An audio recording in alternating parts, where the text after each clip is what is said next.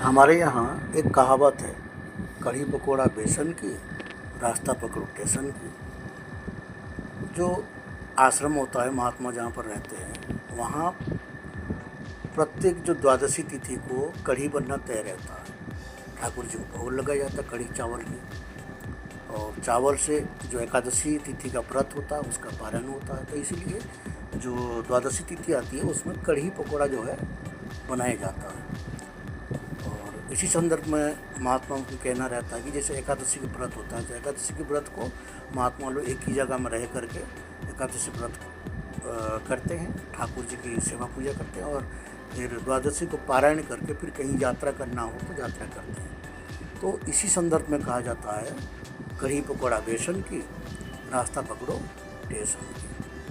आश्रम में जो है कढ़ी हो या फिर दाल हो, सब्जी हो, जो कुछ भी हम बनाते हैं वो बिना प्याज लहसुन की होता है, क्योंकि बिना प्याज लहसुन का सात्विक भोजन होता है। प्याज लहसुन जैसे छोड़ते हैं वो तामसिक भोजन हो जाता है या तो राजसिक भोजन हो जाता है। तो इसलिए हमारे यहाँ बिना प्याज लहसुन की कढ़ी बनाया जाता है और बहुत ही टेस्टी होता है। उसमें क्या क्या चीज़ जैसे कढ़ी के लिए छोड़ते हैं, तो कढ़ी के लिए तो सबसे पहले जो है अपने कढ़ी के लिए घोल बनाते हैं बेसन का। बेसन भी हम चने की दाल होता है तो चने की दाल को पीस देते हैं और उसी से बेसन तैयार करते हैं और उसी बेसन से घोल तैयार करते हैं। तो बेसन के घोल में हींग छोड़ सकते हैं, प्याज लहसुन के बजाय हींग छोड़ते तो उसमें टेस्ट बहुत अच्छा आता है।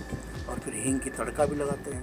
तो कढ़ी की जब घोल बनाते हैं उसमें बेसन और नमक, उसको राम रस कहते हैं हम लोग, और साथ में जो है थोड़ा जीरा, थोड़ा सा हल्दी पाउडर, और इसमें जो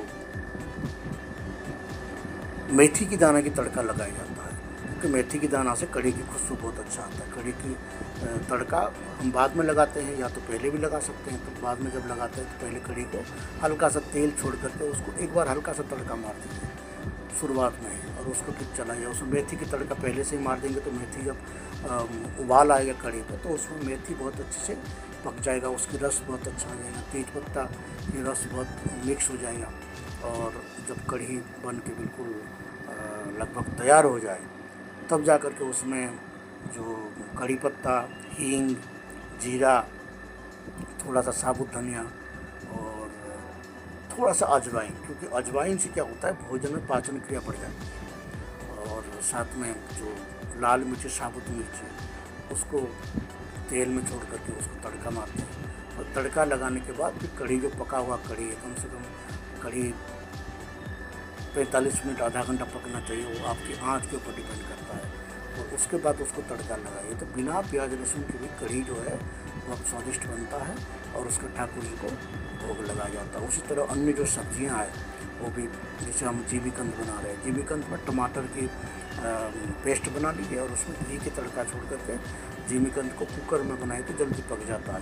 और पुराने ज़माने में तो बहुत सारे आग में लगाते थे उसको, तो पक जाती थी, पर आज जीमीकंद अगर पकाना है तो आपको कुकर में करना पड़ेगा। और साथ में रोटी हम बनाते हैं लकड़ी से, लकड़ी के चूल्हे है, लकड़ी के चूल्हे में बहुत अच्छा स्वादिष्ट रोटी बनती है और वो पेट के लिए, स्वास्थ्य के लिए लाभदायक होता है। जब गैस में बनाते हैं तो गैस के ऊपर जब सिकाई होती है उसमें गैस का जो केमिकल्स है वो केमिकल कहीं ना कहीं रोटी पे लगा हुआ रहता है। तो इसीलिए लकड़ी की चूल्हा पे बनाते हैं तो उसमें जो केमिकल फ्री हो जाता है रोटी, और वो स्वास्थ्य के लिए बहुत लाभदायक है। और खुले में पका हुआ भी मिलता है तो रोटी कच्चा भी नहीं रहती है, इसलिए बहुत ही अच्छा टेस्ट आता है।